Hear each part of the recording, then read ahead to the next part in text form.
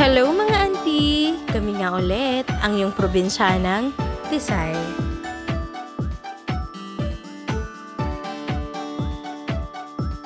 Ngayong araw nga ay maaliwalas ang kalangitan kasabay na malakas na pag-ihip ng hangin.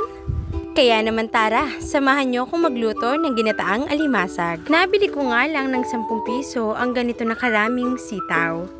Habang nagbigay naman ng kalabasa ang aming mabait na kapitbahay. Kapag nga daw kasi mabait ka ay mapupunta ka sa langit. Ang ganito namang kaliliit na alimasag ay nabili ko ng 60 pesos. Kaya naman naisip ko siyang gataan. Birthday nga din ng pamangkin ko kaya naman naisipan namin na dito na lang din lutuin sa likod.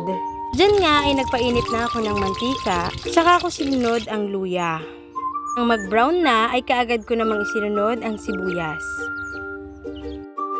Habang pinagba-brown ko nga ang mga sibuyas ay hiniwa ko na rin ang mga alimasag. Maliliit nga lang din ito kaya naman mura ko lang nabili. Pero kahit nga ganyan kaliliit yan ay wag niyong iismulin dahil meron niyang alige. May naligaw pa nga dyan na malaking sipit kaya lang ay wala yung katawan. At sa kabuuan nga ay ganito karami ang ating nabiling alimasag. Nang mag-golden brown na nga ang luya at sibuyas ay kaagad ko nang isinunod dyan ang ating mga alimasag.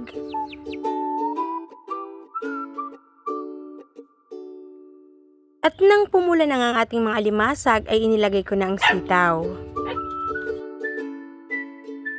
Nagdagdag lang din ako ng kaunting sabaw para naman hindi tuyo ang ating ginataan. Halos hindi pa nga kumukulo ay kitang-kita nyo na ang katas ng ating mga alimasag. Hindi ko na nga rin nabidyuhan nang ilagay namin ang kalabasa dahil sobrang busy kami ng mga oras na yan. Nang lumambot na nga ang ating mga gulay ay isinunod ko na ang ating Coco Mama. Oh, Coco Mama, baka naman. Fresh coconut milk nga sana ang gagamitin namin dyan, kaya lang wala naman kaming makitang nyog. O, Coco Mama ha, piniflex pa kita. Naglagay nga lang din ako ng kaunting labuyo dyan para naman may sipa kapag tinalayas ka ng mama mo.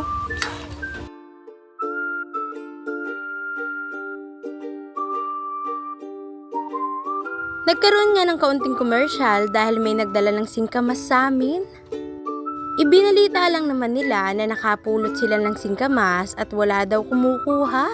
Kaya naman sila na lang ang nag-harvest at inunahan na nila ang may-ari. Panahon na nga din ng singkamas sa amin at tingnan nyo naman napakagaganda ng napulot nila. Bukod sa singkamas ay meron pang mais. Sayang nga lang at hindi umabot sa aming ginataan. Bumalik na nga tayo sa ating niluluto dahil luto na to. Kung hindi ko pa inabutan ay kukunin na sana ng kapitbahay namin. And finally, luto na ang ating ginataang alimasag.